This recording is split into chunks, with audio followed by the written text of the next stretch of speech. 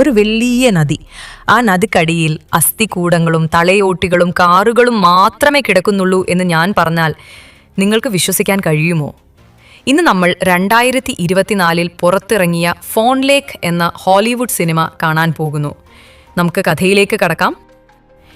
ഈ സിനിമയുടെ ആരംഭരംഗത്ത് കാട്ടിൽ വെച്ച് ഒരു ദമ്പതികളെ ആരോ പിന്തുടരുകയും അമ്പുകൾ ഉപയോഗിച്ച് വെവേട്ടയാടുകയും ചെയ്യുന്നു.